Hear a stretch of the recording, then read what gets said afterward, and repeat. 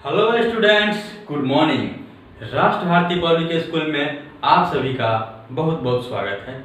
जैसा कि आप सभी जानते हैं, इस लॉकडाउन के बीच हम आपकी पढ़ाई को जारी रखते हुए चला रहे हैं लॉकडाउन स्पेशल सीरीज। और आज इस सीरीज का हमारा 12वां दिन है। इसमें हम लोग पढ़ रहे हैं बल तथा गति के नियम, यानी कि law of force and motion. जो हमारा चैप्टर है यह हमारे भौतिकी का तीसरा चैप्टर है, जिसकी शुरुआत हम अपने इस लेक्चर के 9वें सीरीज में किया था, 9वें भाग में किया था। उससे पहले जो हमारे 8 भाग थे वह प्रथम चैप्टर विज्ञान और मापन यानी कि साइंस एंड मेजरमेंट तथा सेकेंड चैप्टर गति यानी कि मोशन को पढ़ा था। पिछले हमने 8 भागों में, और उन 8 भागों में जो दोनों चैप्टर को पढ़ा था उनके आधार पर हमने एक mock test, online mock test यानी कि ऑनलाइन जांच परीक्षा तैयार किया है। अगर आपने उस टेस्ट को अभी तक नहीं दिया है तो जल्दी से अटेम्प्ट करें। जो हमारे इस वीडियो के डिस्क्रिप्शन बॉक्स में उसका लिंक दिया गया है, आप उस लिंक के माध्यम से उस टेस्ट को अटेम्प्ट कर सकते हैं। ठीक है ना। उस टेस्ट को अटेम्प्ट करने के लिए जैसे ही आप हमारे डिस्क्रिप्शन बॉक्स में दिए गए लिंक पर क्लिक करेंगे, आपका एक वेब पेज खुलेगा। जिस वेब पेज पे आपको अपना नाम, पिता का नाम यानी कि फादर नेम, क्लास तथा अपने स्कूल का नाम और अपने स्कूल का जो रोल नंबर है तथा आपका जो मोबाइल नंबर है वह आपको देना होगा। इतना देने के बाद जैसे ही आप नेक्स्ट बटन पर क्लिक करेंगे, आपका जो ऑनलाइन टेस्ट है उसके सभी प्रश्न आपको मिल जाएंगे।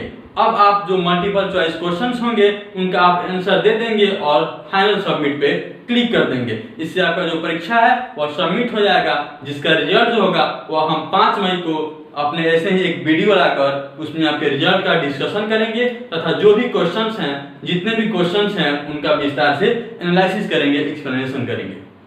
तो आइए ज्यादा देर न करते हुए शुरू करते हैं आज की इस क्लास को। लेकिन उससे पहले मैं कहना चाहूंगा, हम इतने मेहनत करके आपके लिए वीडियो क्लास लेकर आ रहे हैं। अगर आपने अब तक हमारे चैनल को सब्सक्राइब नहीं किया तो यह आपके लिए कंजूसी होगी, मेरे लिए भी कंजूसी होगी। अतः आप अभी के अभी हमारे चैनल को सब्सक्राइब करें तथा अपने दोस्तों के बीच शेयर जरूर करें तथा हमारी वीडियोज पसंद आ रही है तो इसे लाइक बटन यानी कि लाइक जरूर करें। तो आइए शुरू करते हैं आज के इस क्लास को। इस क्लास का आज हमारा पहला टॉपिक है Newton's third law of motion, यानी कि न्यूटन का तीसरा गति नियम। ठीक है। तो जो न्यूटन का तीसरा गति नियम है वह क्या कहता है, इससे पहले हमने प्रथम गति नियम और दूसरा गति नियम यानी कि द्वितीय गति नियम हम लोग पढ़ चुके हैं। तो आज हम लोग पढ़ेंगे तीसरा गति नियम। जो तीसरा गति नियम है वह क्या कहता है, न्यूटन के तीसरा गति के नियम प्रत्येक क्रिया के बराबर यानी कि एवरी एक्शन के इक्वल, ठीक ना, एवरी एक्शन इक्वल, ठीक, प्रत्येक क्रिया के बराबर परंतु विपरीत दिशा में यानी कि अपोजिट डायरेक्शन में प्रतिक्रिया यानी कि रिएक्शन होती है। प्रत्येक क्रिया के बराबर यानी कि जो भी एक्शन होती है, जो भी क्रिया होती है उसके बराबर उसके विपरीत दिशा में अपोजिट डायरेक्शन में एक प्रतिक्रिया होती है। अर्थात दो वस्तुओं के बीच, दो वस्तु है, मान लीजिए दो वस्तु है, उनके बीच, ठीक है, पारस्परिक क्रिया में एक वस्तु जितना बल दूसरी वस्तु पर लगाती है, ठीक, एक वस्तु जितना बल दूसरी वस्तु पर लगाती है, दूसरी वस्तु भी पहली वस्तु पर उतना ही बल विपरीत दिशा में लगाती है। ठीक है ना। अब देखिए, मान लीजिए हमारा यह एक टेबल है, इस टेबल के ऊपर हमने एक पुस्तक यानी कि एक बुक रखा हुआ है। ठीक, इस बुक पर हम अपने हाथों से बल लगा रहे हैं जो क्या है, F1 है। ठीक है ना। अब न्यूटन के तृतीय गति नियम यानी कि Newton third law of motion के अनुसार जब हम इस वस्तु पर अपना बल लगा रहे हैं तो यह वस्तु हमारे द्वारा लगाया गया जो बल है यानी कि वह क्या है, हमारे द्वारा किया गया क्रिया है, एक्शन है, तो उसके विपरीत उसके बराबर यानी कि F1 के बराबर F2 बल हमारे ऊपर अप्लाई करेगा, लगाएगा। किसके अनुसार, न्यूटन के तीसरे गति नियम के अनुसार। ठीक है। अर्थात हम क्या देख रहे हैं कि यहाँ पर जो हमारा F1 है वह क्या है, हमारे द्वारा किया गया क्रिया है यानी कि एक्शन है, और जो F2 है वह पुस्तक द्वारा लाया गया रिएक्शन है। ठीक है, यानी कि प्रतिक्रिया है। ठीक है ना। तो हमारा F1 क्या आ गया, एक्शन यानी कि क्रिया, और F2 क्या है हमारा रिएक्शन यानी कि प्रतिक्रिया। इस प्रकार हम देख रहे हैं क्या कि यहाँ पे एक्शन और रिएक्शन दोनों एक ही साथ हो रही है, यानी कि जब बॉल लग रहा है तो एक्शन यानी कि क्रिया हो रही है, तो क्रिया जब हो रही है तो उसी क्षण उसके अपोजिट दिशा में यानी कि विपरीत दिशा में बराबर प्रतिक्रिया भी हो रही है, यानी कि रिएक्शन भी हो रही है। अतः न्यूटन के इस गति नियम को यानी कि तीसरे गति नियम को हम क्रिया प्रतिक्रिया नियम यानी कि इंग्लिश में एक्शन रिएक्शन लॉ भी कहते हैं। ठीक है ना। अब देखिए यहाँ तो क्या हो रहा है, हमारा एक्शन भी हो रहा है और रिएक्शन भी हो रहा है, यानी कि एक बार में दोनों हो रहा है, क्रिया भी हो रही है और प्रतिक्रिया भी हो रहा है। अर्थात इससे क्या पता चलता है कि एकल बल यानी कि सिंगल फोर्स यानी कि एक बल केवल क्रिया अस्तित्व में नहीं होता है, कभी भी अस्तित्व में नहीं होता है, यानी कि जब भी होता है तो एक्शन यानी कि क्रिया भी होती है और प्रतिक्रिया भी होती है। ठीक है ना। अब इसके हम कुछ एग्जांपल देते हैं, एग्जांपल देखते हैं जो हमारे न्यूटन के तीसरे गति नियम का है। नंबर 1 एग्जांपल है हमारा बंदूक से गोली छोड़ते समय। बंदूक से गोली छोड़ते समय पीछे की ओर एक झटका लगता है यानी कि जर्क लगता है। बिल्कुल देखिए जब इसमें होता क्या है, जब हम बंदूक के ट्रिगर को दबाते हैं, जब हम बंदूक के ट्रिगर को दबाते हैं तो उसमें जो गोली होती है उससे क्या होता है, जो बारूद होता है उसमें आग लगता है, आग क्रिएट होता है। तो उसके जो गैसेज होते हैं, जो गैस होता है, जो बारूद से जो गैस बनता है जलकर, वह जो गैस होता है उसमें जो गोली होती है, बंदूक की जो गोली होती है उस पे उसका दबाव बढ़ जाता है, यानी कि जो प्रेशर है, दाब है, वह बंदूक के गोली के ऊपर बढ़ जाता है, बहुत ज्यादा प्रेशर हो जाता है, जिसके बाद जो हमारा गैस है वह गोली पे इतना प्रेशर लगाता है कि गोली जो है वह बाहर निकल लगता है, यानी कि प्रेशर लगाने का मतलब क्रिया करता है, बल लगाता है। ठीक, तो जो बल लगाता है तो हमारा जो गोली बाहर निकलता है तो हमारा क्रिया हुआ, तो उसके विपरीत क्या होता है, अपोजिट, विपरीत में इक्वल यानी कि बराबर बल लगता है किसके ऊपर, बंदूक के ऊपर, जिसके कारण हमारा जो बंदूक है वह पीछे की तरफ धक्का मारता है यानी कि बल लगाता है, जो हमें जर्क यानी कि झटका के रूप में महसूस होता है। अब होता क्या है, जो हमारा बंदूक होता है वह गोली की अपेक्षा भारी होता है, जिसके कारण हमें झटका थोड़ा कम महसूस होता है और जो गोली है वह काफी दूर चला जाता है। ठीक है। नेक्स्ट हमारा एग्जांपल क्या कहता है, मनुष्य का टहलना या चलना। अब हम जो मनुष्य हैं वह जब चलते हैं टहलते हैं वह भी किसके कारण हो रहा है, न्यूटन के तीसरे गति नियम के कारण। देखिए जो धरती होती है हमारी, जो प्यारी हमारी धरती है, उस पे क्या है, घर्षण है, घर्षण यानी कि फ्रिक्शन है। ठीक, यानी कि वो पूरे चिकना नहीं है, नहीं पूरा चिकना नहीं है, यानी कि पूरा स्मूथ नहीं है। ठीक है। जब हम चलते हैं तो हमारा जो पैर है उस पे क्या करता है, घर्षण करता है, यानी कि घर्षण के द्वारा बल लगाता है, हम बल लगा पाते हैं, किसके कारण, घर्षण के कारण। अगर घर्षण नहीं हो तो हम बल नहीं लगा सकते। ठीक है। तो जैसे ही हम धरती पे बल लगाते हैं तो धरती यानी कि हम क्या कर रहे हैं, धरती पे क्रिया करते हैं, तो उस समय हमारी धरती भी हमारे ऊपर प्रतिक्रिया बल लगाती है। जब हम धरती पर क्रिया बल लगाते हैं घर्षण के द्वारा तो धरती हमारे ऊपर प्रतिक्रिया बल लगाती है, जिसके फलस्वरूप हम अपने नेक्स्ट पैर बढ़ा पाते हैं और चल पाते हैं, यानी कि टहल पाते हैं। ठीक है ना। नेक्स्ट जो हमारा एग्जांपल कर रहा है कि नाव के किनारे, नाव के किनारे, नदी के किनारे, यहाँ पर गलत लिखा गया है, नदी के किनारे पर से जमीन पर कूदने पर नाव का पीछे हटना। नदी के किनारे जो नाव होता है, ठीक है ना, तो नाव जो होता है तो हम क्या करते हैं कि नाव में से जब हम कूदकर नदी के किनारे पर जाते हैं, यानी कि जो यहाँ पे किनारा होता है, धरती होती है, वहां पे जाते हैं पानी से बाहर निकलने के लिए, तो क्या होता है, जो हमारा नाव होता है वह पीछे की ओर हट जाता है। ऐसा क्यों, तो जब हम उसमें जंप करना चाहते हैं, कूदना चाहते हैं, तो हम जो अपने पैर जो होती है, अपने पैर से जो नाव है उसे पीछे की ओर धकेलते हैं, पीछे की ओर धकेलते हैं, यानी कि नाव पर हम पीछे की ओर क्या करते हैं, क्रिया करते हैं, एक्शन करते हैं। तो जो हमारा नाव है वह हमारे पैरों के ऊपर क्या करता है, विपरीत दिशा में रिएक्शन करता है, यानी कि प्रतिक्रिया करता है, जिसके प्रतिक्रिया बल के कारण हम क्या करते हैं, कूदकर जंप करके किनारे पे आ जाते हैं। ठीक है। नेक्स्ट जो हमारा एग्जांपल है रॉकेट का आगे बढ़ना। मान लीजिए हमारा क्या है, यहाँ पे मान लीजिए हमारा यहाँ रॉकेट है, ठीक है, यहाँ रॉकेट है। इस रॉकेट में एक दहन कक्ष यानी कि एक ऐसा सिलेंडर, मान लीजिए एक सिलेंडर होता है जिसमें ईंधन होता है, यानी कि फ्यूल रखा होता है। ठीक, और उस जो दहन कक्ष है उसमें हमारा ईंधन या फ्यूल क्या होता है, बर्न करता है, यानी कि जलता है। जब फ्यूल हमारा जलता है तो उसमें बहुत सारे जो गैसेज होती हैं, गैसेज बनती हैं, जो गैस जो बनती है उस 10 सिलेंडर के नीचे यानी कि दहन कक्ष के नीचे एक छेद होता है, छिद्र होता है, जिस छेद के माध्यम से सारी जो गैसें होती हैं वह बाहर निकलती हैं। जब गैसें बाहर निकलती हैं यानी जो हमारा रॉकेट है उसके द्वारा क्रिया किया गया, क्या क्रिया किया गया, उन गैसों को बाहर निकाला गया। जैसे ही उन गैसों को बाहर लगाने की क्रिया बल लगाया गया तो हमारा जो गैस है वह क्या करता है, प्रतिक्रिया बल लगाता है। किसके ऊपर, रॉकेट के ऊपर। क्योंकि हमारा जो रॉकेट है वह क्या कर रहा है, क्रिया बल लगा रहा है, तो प्रतिक्रिया बल गैसों द्वारा रॉकेट के ऊपर लगाया जाता है। तो उस प्रतिक्रिया बल के कारण यानी रिएक्शन फोर्स के कारण हमारा जो रॉकेट रहता है वह आगे बढ़ता है, ऊपर की ओर चला जाता है। ठीक है, तो अभी आप इसे सबसे पहले नोट कीजिए। हमारा जो नेक्स्ट टॉपिक है वह है संवेग संरक्षण का सिद्धांत, यानी कि law of conservation of momentum. ठीक है ना। तो आइए इस चैप्टर के जो नेक्स्ट टॉपिक है संवेग संरक्षण का सिद्धांत। यह जो हमारा टॉपिक है संवेग संरक्षण का सिद्धांत, यह मुख्य रूप से हमारा सेकेंड लॉ ऑफ मोशन यानी न्यूटन का दूसरा गति नियम तथा न्यूटन का तीसरा गति नियम दोनों का एक बहुत ही महत्वपूर्ण संयोजन है, कॉम्बिनेशन।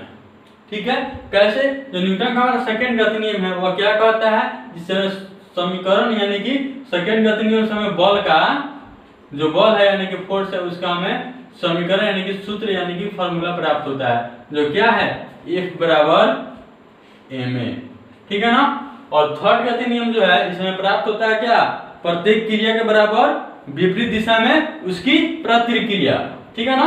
तो देखिए जो हमारा संवेग संरक्षण का सिद्धांत है वह कहता क्या है, सबसे पहले इस टॉपिक पर नजर डालते हैं। ठीक है, कह रहा है कि एक या एक से अधिक वस्तुओं के निकाय यानी कि सिस्टम, यानी कि एक नहीं एक से अधिक वस्तु को मिला दिया जाता है तो एक सिस्टम जो बनता है, एक निकाय बनता है। पर उस निकाय पर अगर कोई बाहरी बल नहीं लग रहा है, जो मान लीजिए हमारे एक से अधिक वस्तु का जो सिस्टम बना है उस सिस्टम पर कोई बाहरी बल नहीं लग रहा है, तो उस निकाय यानी कि उस सिस्टम का जो कुल संवेग होगा वह नियत यानी कि कांस्टेंट रहता है। ठीक, अगर कोई बाहरी बल नहीं लगता है तो ठीक है, अर्थात जो उसका संवेग है वह क्या रहता है, नियत रहता है यानी कि संरक्षित रहता है। ठीक है ना। जैसे हमारा रॉकेट का नोदन जो होता है यानी कि रॉकेट जो होता है, जो लॉन्च होता है, प्रोपल्शन होता है, यानी कि जब उसे भेजा जाता है तो वह हमारे संवेग संरक्षण के सिद्धांत पर काम करता है। कैसे, तो जो हमारे उसमें जो ईंधन होता है यानी कि जो हमारा दहन कक्ष होता है उसमें सिलेंडर होता है जिसमें ईंधन होता है, जब जलता है तो क्या होता है, वहां से गैस बाहर निकलती है, जैसे हमने न्यूटन के थर्ड गति नियम में देखा था। तो जब बाहर निकलती है तो क्या, प्रत्येक क्रिया के बराबर प्रतिक्रिया होती है। तो यहाँ पर क्या होता है, जैसे ही वह हमारा क्या संवेग जो होता है, जिस संवेग से वह बाहर निकलता है उसके विपरीत संवेग जो लगता है, ठीक है, उसके कारण हमारा जो रॉकेट है वह ऊपर चला जाता है। विपरीत संवेग यानी कि निगेटिव। ठीक है ना। और बंदूक के झटका सेम वही कॉन्सेप्ट। ठीक है। अब मान लीजिए हमारे पास दो पिंड हैं ए और बी, इसके माध्यम से हम ये जो आपने नीचे लिखा हुआ है इसके माध्यम से हम जो हमारा संवेग संरक्षण का सिद्धांत है इसको सिद्ध करते हैं, समझिए या विस्तार से समझते हैं। अब मान लीजिए यहाँ पर क्या है कि दो पिंड है ए और बी, ठीक है, जिनका जो वेग है, प्रारंभिक जो वेग है वह दिया गया है। मान लीजिए क्या है, एक तो u1 है, ए का प्रारंभिक वेग तथा बी का प्रारंभिक क्या है, u2 है। ठीक। अब यहाँ पर जो हमारा u2 है वह थोड़ा धीमा चल रहा है, यानी कि धीरे चल रहा है, जबकि जो हमारा u1 है क्या वह तेज चल रहा है और यह u2 धीमा चल रहा है। ठीक, धीरे चल रहा है। अब क्या होगा, कुछ समय के बाद यह जो u1 है वह जाकर क्या होगा, यहाँ पर टकरा जाएगा, दोनों एक दूसरे से टकरा जाएगा। जब टकराएगा तो कुछ समय के लिए जो A होगा वह B पर और B होगा उस पर A पर क्रिया प्रतिक्रिया यहाँ पर होगी, यानी कि A B पर और B A पर बल लगाएगा, बल आरोपित करेगा। ठीक। अब जैसे ही ये दोनों पिंड टकराते हैं तो टकराने के बाद क्या होगा, फिर भी अलग होंगे। तो जब अलग होंगे तब उनका मान लीजिए आखिरी जो वेग है A का v1 हो गया और जो B है उसका v2 हो गया। ठीक। अब देखिए, अतः पिंड A में संवेग परिवर्तन होगा। हमने संवेग परिवर्तन पढ़ा था, संवेग बराबर क्या होता है, P बराबर mv, यानी कि संवेग बराबर m यानी कि मास v यानी कि वेलोसिटी, यानी कि संवेग बराबर क्या होता है, द्रव्यमान गुने वेग, ये ना होता है जी, संवेग बराबर द्रव्यमान गुना वेग होता है, ठीक है। तो अब देखिए, अतः पिंड ए में संवेग परिवर्तन निकालना है, तो हमारा अंतिम संवेग क्या होगा पिंड ए में, मास तो सेम रहेगा जी, जो मास हमारा m है, ठीक है ना। मान लीजिए हमारा जो a है इसका मास क्या है, m1 है, और जो b है उसका मास क्या है, m2 है। तो मास तो यानी कि द्रव्यमान कभी बदलता नहीं है, तो द्रव्यमान क्या होता है, हरदम हर वक्त सेम रहता है, कांस्टेंट रहता है, ठीक है ना। तो यहाँ पर क्या है, जो हमारा a है, यानी कि जो पिंड a है, इसका जो संवेग होगा वह टकराने के बाद क्या हो जाएगा, द्रव्यमान तो m रहेगा, संवेग क्या होता है mv, और v यानी कि जो उसका वेग है वह क्या हो जाता है, पहले e1 रहता है, बाद में टकराने के बाद v1 हो जाता है, ठीक। तो हमारा संवेग परिवर्तन निकालना है हमको, तो क्या हो जाएगा m1 v1, ये हमारा अंतिम संवेग होगा। और प्रारंभिक संवेग क्या होगा, m1 u1, क्योंकि हमारा प्रारंभ में जो वेग है वह क्या है, e1 है, ठीक। और जो द्रव्यमान क्या है, द्रव्यमान तो m1 है, तो m1 है, ठीक है ना, क्योंकि द्रव्यमान हमारा बदलता नहीं है। अब देखेंगे अगर पिंड B का ऐसे ही देखते हैं, तो पिंड B का संवेग क्या हो जाएगा, m2 v2 minus m2 u2, क्योंकि यहाँ पर भी इसका जो क्या बोलते हैं वेग, जो अंतिम वेग है वो टकराने के बाद क्या है, v2 है, और टकराने से पहले क्या है, u2 है, ठीक है ना। अब देखिए, क्योंकि टक्कर के समय ये पिंड एक दूसरे पर अल्प समय यानी छोटे से एक समय के लिए, मान लीजिए समय क्या है t समय के लिए, एक दूसरे पर बल लगाते हैं, बल आरोपित करते हैं, ठीक है। जो हमारा क्या है, क्रिया प्रतिक्रिया बल का एक जोड़ा बनता है, क्योंकि मान लीजिए हमारा जो a है वह b पर एक बल आरोपित करता है सबसे पहले, ठीक, और b है वह क्या करता है, उसकी प्रतिक्रिया में a पर आरोपित करता है। मान लीजिए जो हमारा, इसमें किसी को भी हम क्रिया प्रतिक्रिया मान सकते हैं, ठीक है, ये भी मान सकते हैं कि जो पहले b है वह पहले बल अर्पित करता है किस पे, a पे, ठीक। ये भी मान सकते हैं कि जो a है वह पहले b पर अर्पित करता है, ठीक है। मान लीजिए हम मानते हैं कि जो b है वह बल जो है a पर आरोपित करता है, वह क्या है, a पर जो आरोपित करता है वह बल हमारा है FAB, ठीक। तथा प्रतिक्रिया के रूप में जो b है, a है, सॉरी, जो सबसे पहले एक बार रिपीट करते हैं, सबसे पहले जो b है वह a पर क्रिया के रूप में क्या बल अर्पित करता है, FAB, ठीक, F यानी कि फोर्स, ठीक। अब जो हमारा a है वह b पर क्या बल अर्पित करता है, FBA, ठीक है ना। तो न्यूटन के जो तीसरा गति नियम कहता है, यानी कि प्रत्येक क्रिया के बराबर विपरीत दिशा में उसकी प्रतिक्रिया, ठीक है। तो यानी कि जब हमारा यह होता है, क्या होता है, जो हमारा प्रतिक्रिया क्या आ गया, FBA हो गया, और क्रिया FA हो गया, FAB हो गया, यानी कि तीसरे गति नियम के अनुसार हमारा क्रिया FAB बराबर प्रतिक्रिया FBA। अब यहाँ माइनस क्यों लिखे हैं, क्योंकि यह प्रतिक्रिया यानी कि उल्टे डायरेक्शन में विपरीत दिशा में हो रही है, इसलिए लिखे, ठीक है। अब देखें न्यूटन के द्वितीय नियम के अनुसार हमारा क्या आता है, F बराबर ma, तो हम यहाँ क्या लिखा है, FAB, ठीक, यानी कि जो पहला क्रिया है, यानी कि जो पहला बल है, ठीक। इसके बराबर क्या लिखे हैं, संवेग परिवर्तन की दर। तो संवेग परिवर्तन की दर, सबसे पहले हमारा संवेग परिवर्तन क्या है, m1 v1 minus m1 u1, ठीक। हम इसका दर लिखने का मतलब समय से भाग देते हैं, आपको पता है जो हमने पिछले क्लास में भी बताया था, ठीक है ना। तो m1 v1 minus m1 u1 बटा t। अब यह कैसे आया, क्योंकि हमें पता है a बराबर क्या होता है, ma होता है। अब देखिए अगर हम यहाँ पे m1 जो है दोनों में कॉमन लेते हैं, यहाँ पे m1 को कॉमन लेंगे तो क्या बचेगा, v1 माइनस u1 बटा t बचेगा, ठीक। और हमारा a बराबर क्या होता है, ma होता है ना, ठीक है।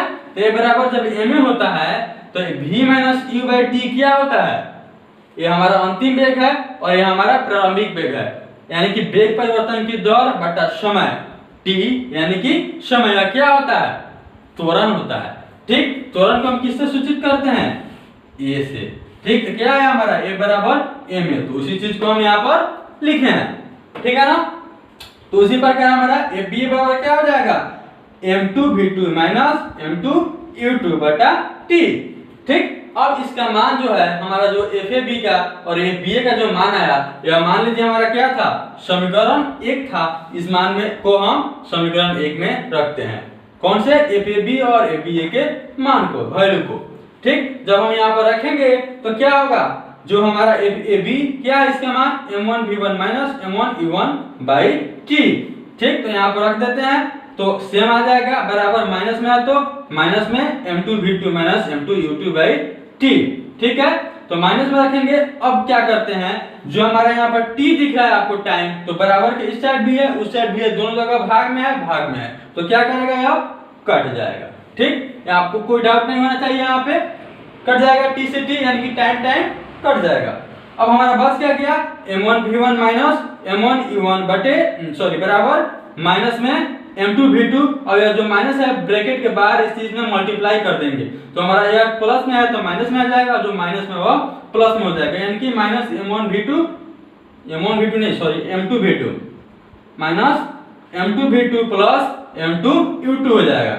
अब इसे हम क्या करते हैं, प्लस को एक साइड और माइनस को एक साइड कर लेते हैं। ठीक, बराबर कर लेते हैं, तो हमारा देखिए यहाँ पर क्या है m1 e1 है, और बराबर के इस साइड क्या है माइनस में है, तो उधर जाएगा तो क्या आएगा प्लस में आएगा, तो हम यहाँ पर लिख दिया m1 e1 plus m2 u2, यानी कि इसको रख लिए और इसको रख लिए, यहाँ माइनस में है तो इसको भेज देंगे उधर तो प्लस में आ जाएगा। अब जो हमारा m2 v2 यहाँ पर माइनस में है, इसको भी हम यहाँ से उठाकर इधर भेज देंगे, तो क्या आ जाएगा, ये माइनस में है तो बराबर के दूसरे साइड आएगा तो क्या प्लस में हो जाएगा, यानी कि m1 v1 plus m2 v2 हो जाएगा। अब हमारा m1 e1 plus m2 u2 क्या है, टक्कर के पूर्व का संवेग है, यानी कि यहाँ पर कैसे पता चल रहा है पूर्व का संवेग है, संवेग क्या होता है मास इनटू वेलोसिटी, यानी कि द्रव्यमान गुणे त्वरण। ठीक है ना, तो m1 e1 है तथा m2 u2 है, यानी कि हमारा e1 क्या है u2 क्या है, प्रारंभिक वेग था ना, तो हमारा टक्कर के पूर्व का संवेग है दोनों का, यानी कि पिंड A का भी और पिंड B का भी, उनका दोनों का जोड़ है।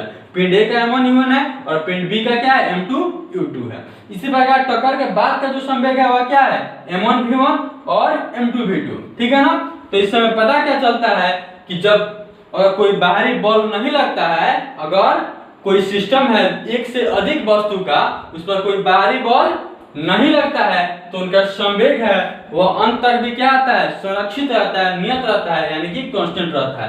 यहाँ पर क्या है हमारा टक्कर के पूर्व का जो संवेग है और टक्कर के बाद का भी संवेग क्या है बराबर है, यानी कि कांस्टेंट रहा, जो था पहले वही रह गया, यही नहीं हुआ, पहले जो था वही रह गया, दोनों बराबर आ गया। इसका मतलब क्या हुआ, दोनों बराबर आ गया, इसका मतलब यही नहीं हुआ कि जो पहले था वह बाद में भी वही रह गया।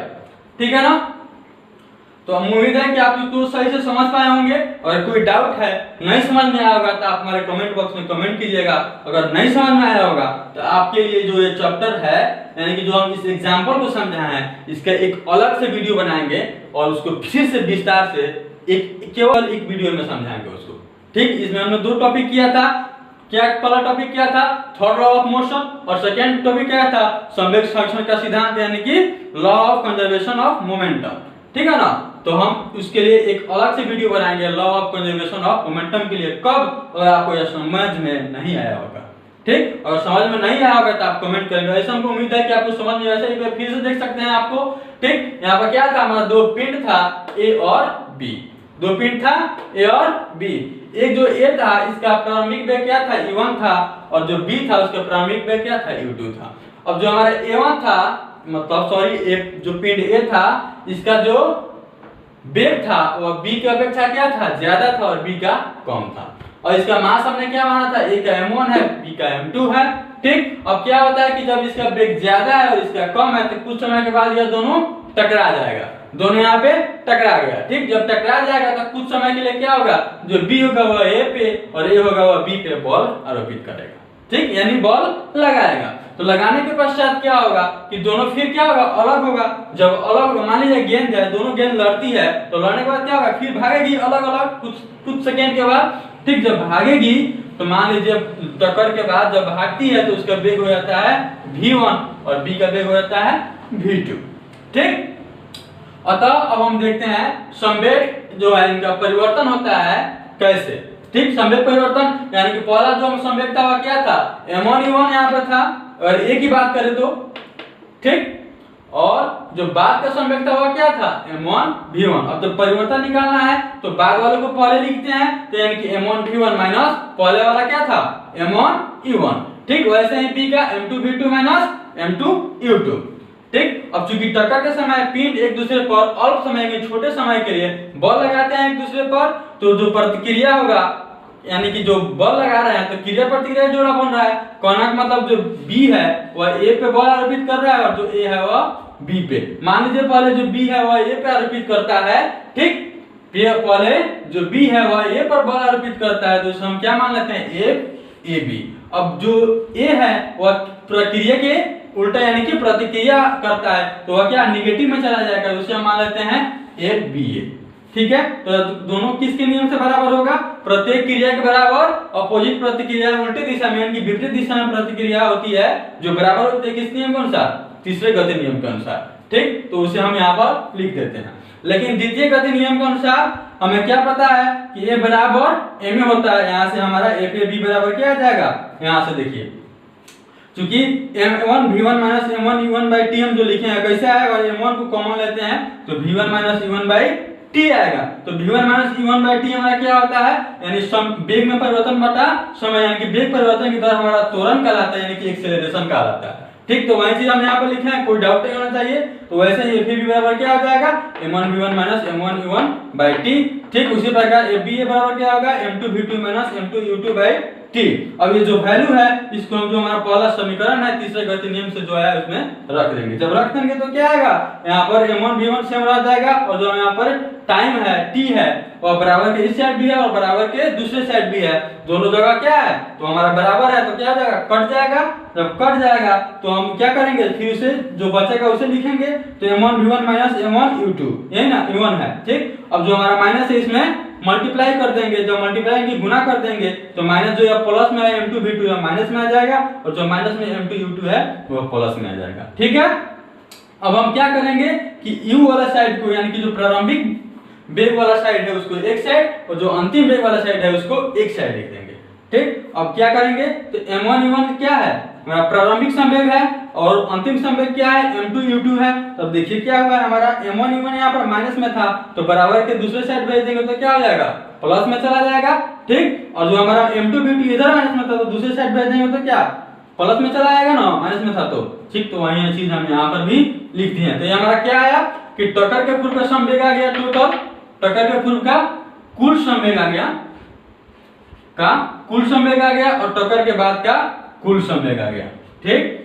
दोनों क्या आ गया एक दूसरे के बराबर आ गया, ठीक। इससे हमें पता क्या चलता है कि अगर कोई बाहरी एक से अधिक वस्तु का कोई सिस्टम है और उस पर बाहरी बल नहीं लग रहा है तो उस निकाय का जो संवेग होगा कुल संवेग होगा नियत होगा यानी कि कांस्टेंट होगा वह बदलेगा नहीं यानी कि संरक्षित रहेगा, ठीक है। तो thank you for watching this video, बहुत बहुत धन्यवाद आपका। अगर आपने अब तक हमारे चैनल को सब्सक्राइब नहीं किया है तो सब्सक्राइब जरूर करें तथा अपने दोस्तों के बीच शेयर करना बिल्कुल ना भूलें। थैंक यू, बहुत बहुत धन्यवाद।